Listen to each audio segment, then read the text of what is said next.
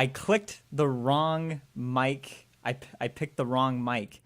For some reason, OBS has two mic setups. That was my worst fear, was that there would be no audio, because I did that earlier on a Patreon live stream.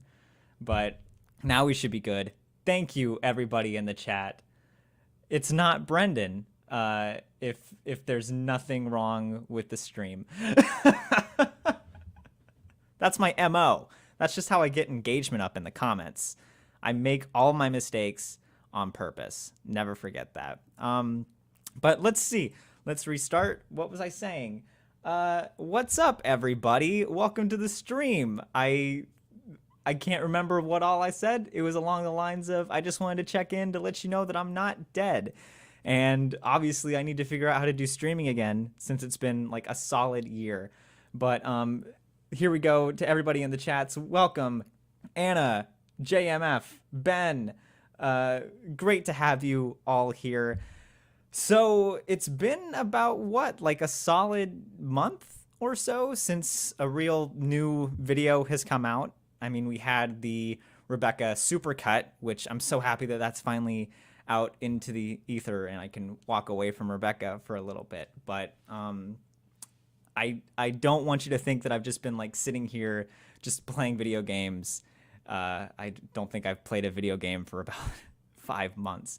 But I just wanted to give you a little bit of updates as to what's been going on. The new documentary that's coming out on April 10th, Superbia. I was so worried after the Oscars. On Twitter, I saw everybody saying, tick, tick, boom era is over. And I'm like, no, wait, please, I have something to share with you. So I started working on Superbia back at the end of January, if you can believe it or not. And it started as just one of those, yeah, I could probably bust out a Superbia video in like 2 weeks. And now here we are, like 1 month later. What I really wanted to focus in on with this Superbia is a return to form, if I can say that. So a little context. At the beginning of the year, I joined like this video maker boot camp. We call it the boot shop on the Patreon. But what that was every week we had to be making a video and posting it. And there were like teams. It was really great for getting me energized and getting me ready to make the videos. But there was just always a little piece of me that's like, yes, the video was fine, but what if I had just one more week? If I could just put a little bit more time into it, specifically with the Star Kid video, that's how I felt. Because that one, it was a week, but I'll give you more info on future Star Kid videos later on. But with that being said, after the last week of that boot camp, we had one final prompt, and I decided not to do it just because so badly I wanted to get back to what makes this channel unique, I think, and that is the proper documentaries. It's been a bit of a learning curve and a little bit of internal searching in myself to get the confidence to show my face on camera. So I'm really thankful for the first slew of videos of the year helping me get over that, and that's gonna come back. But for Superbia, it's gonna be full WITW doc with some pretty cool animations. As you can see down here, I'm actually doing a rough cut. Oh, it's gone now. Okay, bye. I'm doing a rough cut of a screening of the rough cut on the Patreon for all Orchestra Plus members tonight. And then probably next week, I'll be doing just the full screening early for all patrons, $3 and up, as a way to say thank you so much for helping me bridge this gap. A little bit of like YouTube behind the scenes stuff. It does not like it. The algorithm on YouTube does not like it when you are not posting every week. And so it's funny because you can see on my charts, I can see where it's like last video posted and then it's just down. So without the Patreon and without your support on the Patreon, even just like $3 seems small, but it is instrumental in helping me bridge the gap so that I can have confidence to walk away from the channel for a month, work on these things, and then go. But if you want to come in and see the rough cut tonight, it's going to be at 7:30 Eastern, all orchestra level patrons and up. And then you also get to hang out with a really fun community on the way too. But with that being said, does anyone have any questions about Superbia, about the process? Because it's like I said, it was one that I thought I would pound out in like 2 weeks, but now here we are, almost 2 months later. Could you do a video on Mary Poppins, the Broadway musical? You know, maybe someday.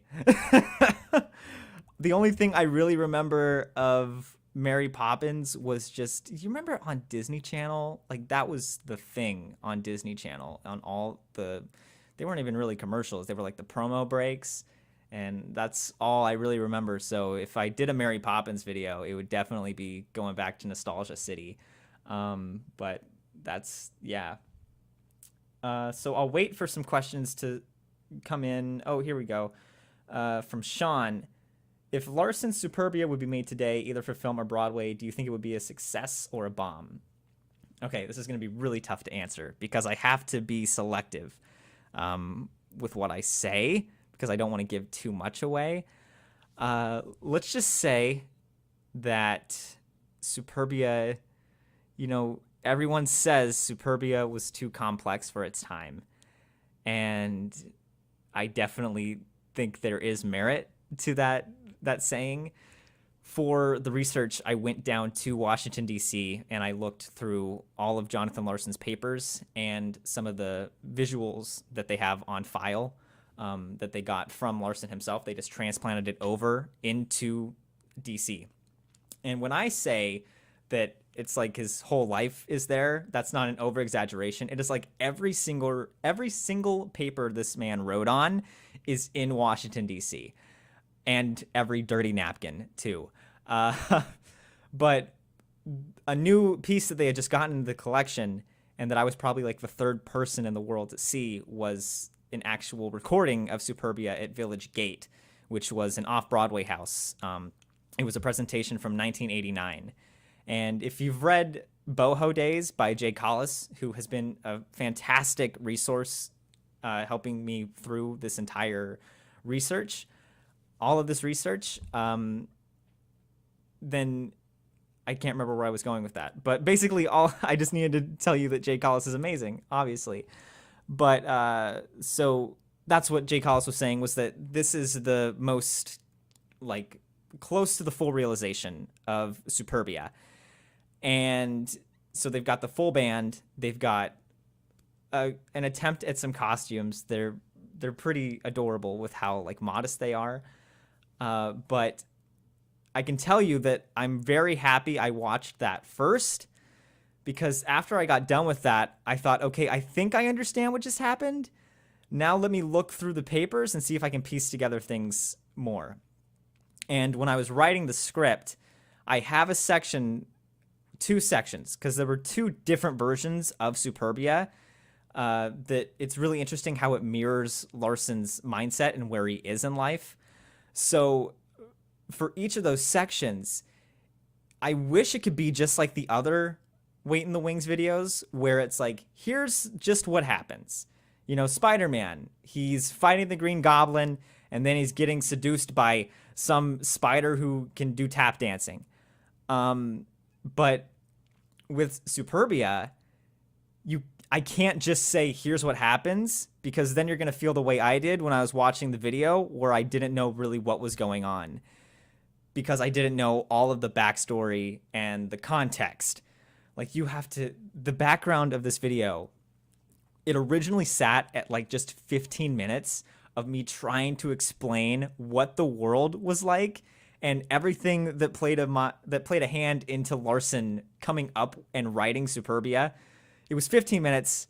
I got it cut down to like 11, and that's just like bare minimum of stuff. But you had to look at like 80s culture, the yuppies and the hippies. You had to look at bohemian life, the advent of cable TV.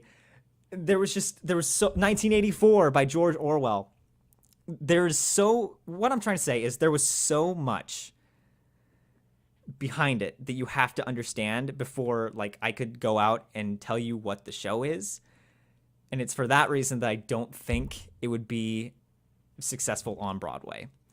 I think if you turned it into like, we talked about this on the Patreon, if you turned it into like an 8-part miniseries, maybe. But there is just, the world building in it is so complex because it like, I'm having flashbacks to when I was writing the section out, and I had to take a break for the rest of the day because my head hurt so bad from telling this story. But you have to understand there's like a whole social hierarchy, and that hierarchy plays a huge role in how all these people in Superbia interact with each other. The overall missions, who's a spy, who isn't a spy, etc. It what you see in Tick Tick Boom, like whatever you think Superbia is, throw it out the window because that is not what it is at all. I can because when I went in and I sat down there, I had a very clear idea of what it was going to be, and it was not that. Especially the song Sextet. And this is one that I've been keeping away from the Patreon too. The true meaning and the context that Sextet is placed into is not what you think it is. And it is going to be one of my favorite parts of the premiere on April 10th. That is going to be one of my favorite parts, is watching people in the chat going, wait, it's about what? And I think that really just goes for all of it. So in a long way around, Sean, I don't think it would do well on Broadway. Yeah, I mean, you could probably position it as like Jonathan Larson's Lost Musical, but even then, I don't think it has the pull.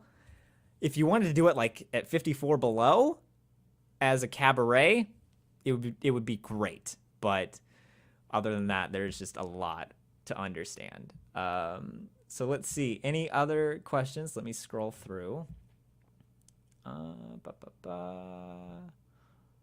Cody says, are you reviving / completing Superbia? I am not, but a really cool story. When I was in DC, we got in there, and the people at the front counter said, hey, there's also someone else here who is researching Superbia. And then my alarm bells went off. It's like, oh no, it's Howard Ho. Howard's gonna beat me to the punch. Or like, oh, it's Sideways. But it was, his name is Spencer.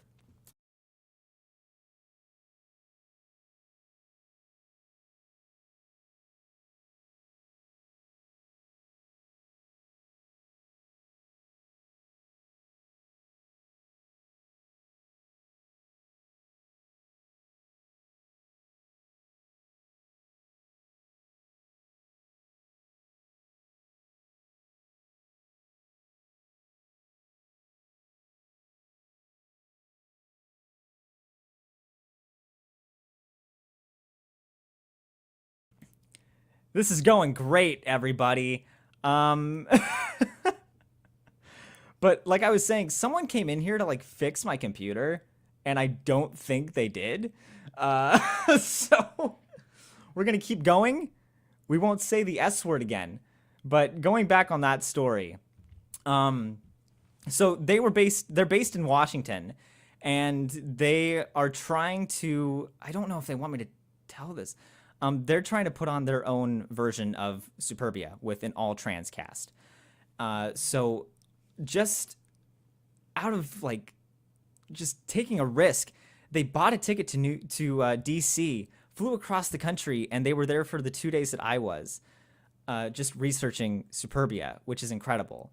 So I'm not going to be trying to produce Superbia anytime soon. I think the documentary, Jen says we don't talk about Spencer. So I'm not going to try to produce a show of it, but Spencer is in talks. Hopefully things pan out there, but I don't know. The estate is just really weird with Superbia, mainly for a big reason of like there was never a satisfying ending. So it's the question of trying to find the show that has the proper ending, because there were like I myself went through probably 15 different scripts of Superbia just looking at the ending, because the ending varies so much. So fingers crossed. He follows me on Twitter, So and I follow him, so I'm keeping up on it. But yeah, that's a big one. Man, I can't believe that the thing cut out. It might cut out again. It's like, I don't know if it's YouTube or if it's OBS, because YouTube keeps saying like no data, excellent connection. So we are just on the brink. I can't wait until I say something like huge that nobody gets to hear because we cut out. It could also have been Howard. It's probably Howard Ho. I knew it. Okay, let me try to find some more questions. I hope it doesn't cut out at the end. So I've got like a minute and a half rendered, and I wanted to share with you just that first little bit of Superbia, just to get your idea on, like, your feedback on what you think of it, because I've been staring at it now for 2 weeks straight. So before I go to show it to everyone else on the Patreon, I wanted to share that little bit with you first. The length it's going to be 51 minutes. So like I said, return to form, proper WITW documentary.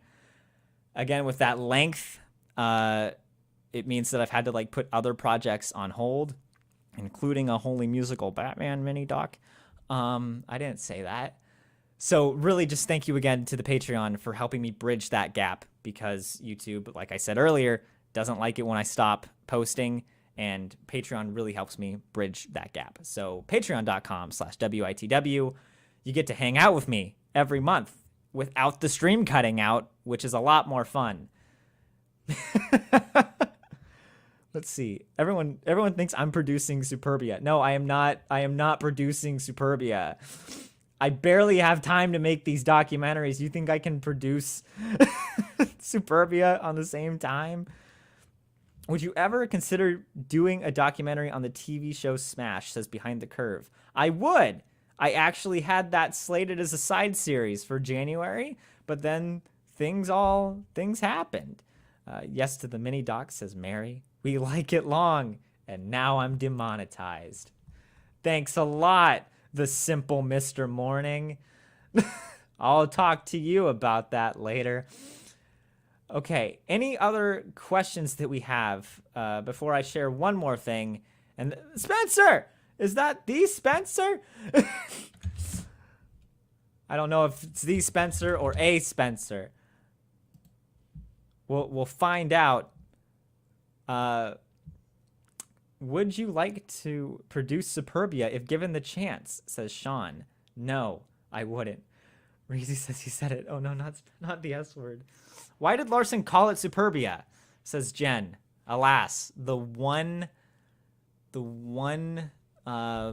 fact that I couldn't find and that almost stalled everything was why he called it Superbia.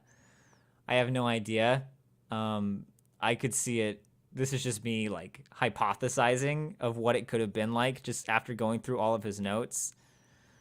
I'm sure he took a lot of inspiration from like sci-fi movies, specifically Brazil. I know the movie Brazil had an impact on him, but I don't know why he called it Superbia. It's probably just because everything's great, so he said superb. Yeah.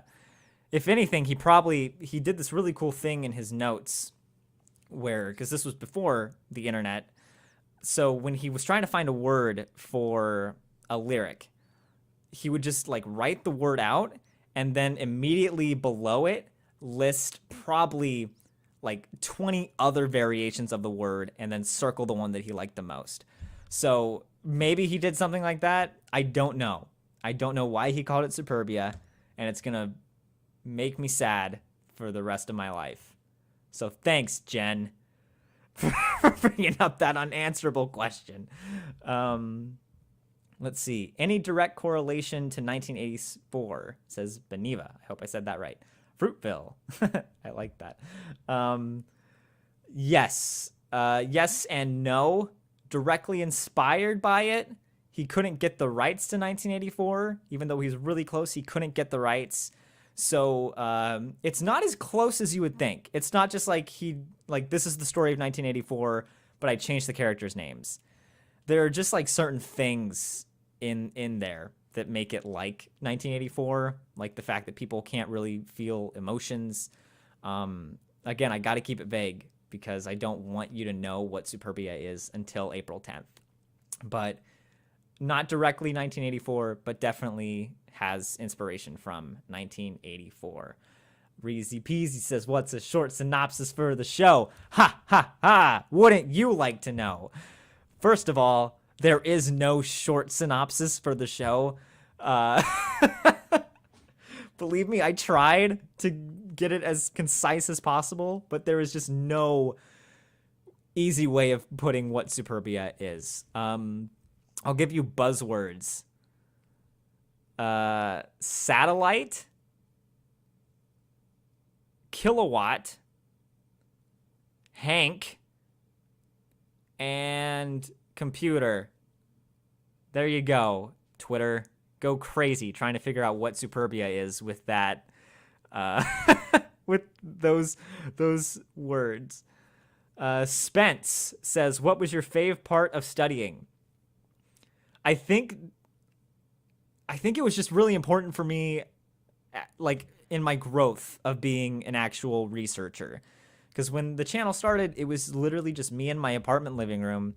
Oh, the stream's current bit rate is dropping. Everyone say a prayer. Because I said the S word. But I think my favorite part of studying was figuring out, having to decipher through and looking at all of this cool stuff about Larson's life, and just having to be able to say, I can't look at it right now. Because it would just be things like I'm going through and then you find like an original lyric sheet for Rent and you're like, oh, that's so cool. I want to watch that. I want to like look at that further. I don't have time. I only have 2 days and I have to get everything Superbia. So the Library of Congress is actually pretty cool because they let you like scan things. So my whole process was just looking at it. If it looked like it vaguely had anything to do with Superbia, it was scan it and just flip. So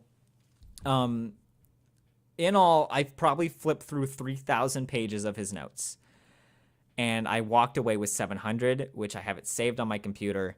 And then it's just going through and digging through and trying to place everything where it needs to be and trying to make things match. But so that was a very important, I think that was one of my favorite parts of researching, was just learning how it's cool, but you have to like stay focused. And then also I just loved, this is an image that will stay with me for the rest of my life. So we were in the archives and they have a lot of stuff in these archives, right? So behind me is this lady studying like this 17th century music libretto.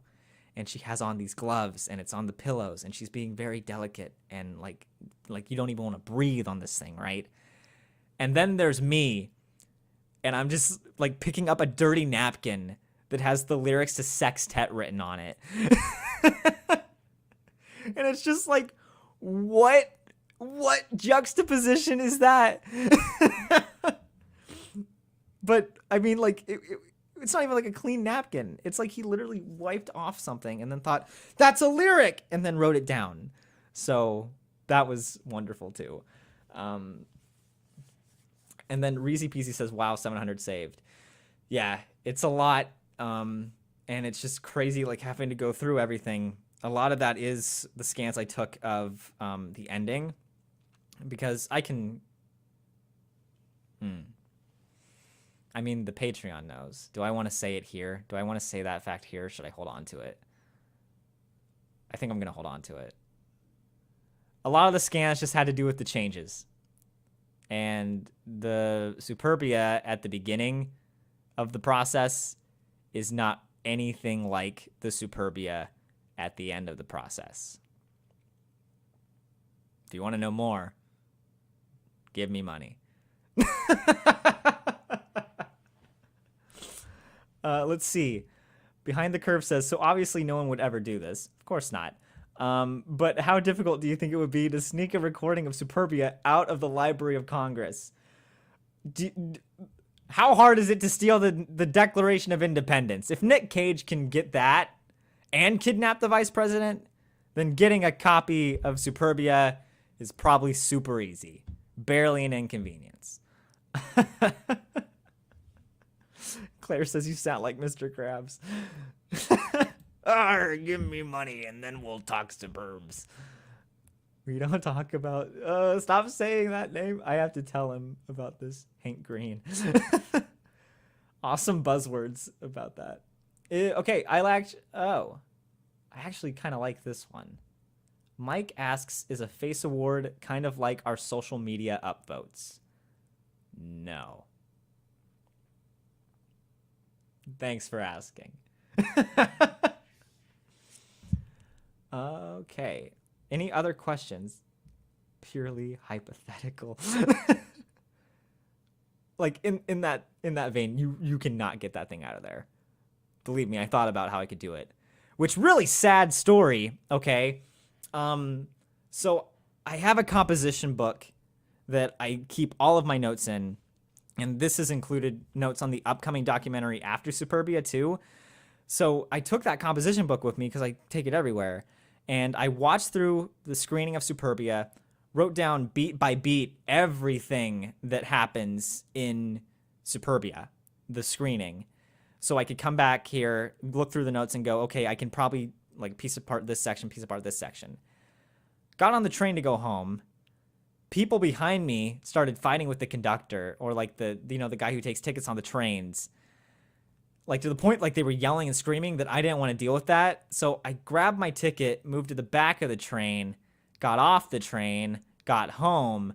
2 days passed, and I was like, oh, I should reference that from my notebook. Definitely left the notebook on the train. So, thank goodness I took the scans, and, it's sad, but I think it was for the best, because if I had every single note that I wrote down about Superbia, it would be a lot longer video. So we're back, I hope. Excellent connection, it says. Okay, there we go. Sorry about the lag, guys. I don't know what's going on with this. Yeah. So really sad that I lost the book, but just don't be mean to people who are doing their jobs on trains, because they don't want to be there any more than you do. So, anyway, with that being said, I'm going to answer just one more question, and then I'm going to call Xfinity and say, hey, can you upgrade my Wi-Fi? Maybe I need to bring the router closer over here or something. I don't know. It's never done this. What was the quality of the recordings of the demos for the music like? Asks Faith. Literally sounded like he just recorded something on a cassette, so it's pretty muffled. There is a really cool recording. What you see in Tick Tick Boom. I'll be making a phone call, so hopefully I'm back. If not, man.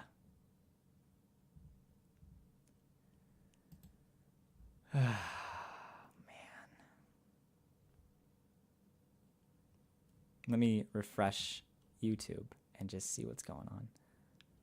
We had like a solid 15 minutes there, though. How are we looking now? Okay, I think we're good. General Sherman keeps writing great comic documentary, and all I can say is maybe someday. Okay, with that being said, I am going to really quick. We're gonna dive into the rough cut. If you want to see the full 43-minute rough cut tonight, it will be at 7:30. But until then, I'm going to leave you for a second and pray to God that the stream keeps going. So here is the first 1 minute, 30 seconds of Superbia. In 1990, Jonathan Larson was pissed off.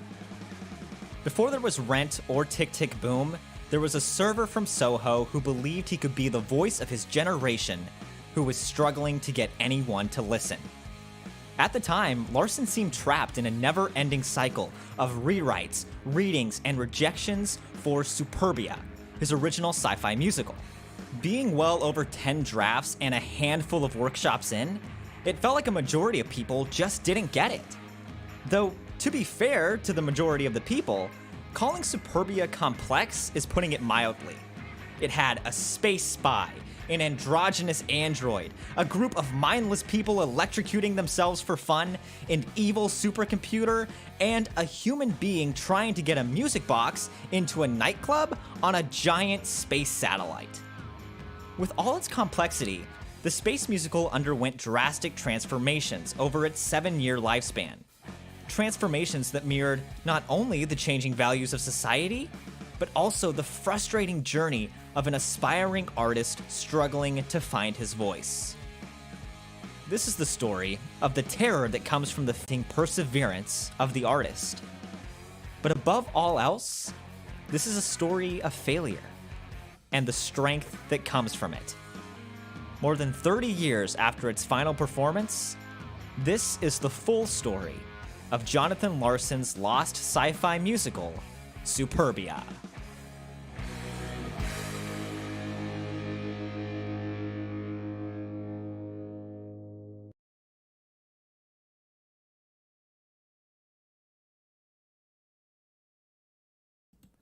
I hit my computer when I saw the little bar go down to yellow. I literally shouted out, "No!" And I smacked the computer and it saved it. So sometimes that works.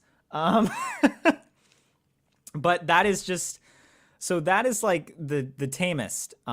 It gets a lot more complex, like especially visually as we go on. Something I wanted to draw inspiration from those, like the scribbles that I saw, all of his notes, which is just a chaotic mind. So that's going to be part of it.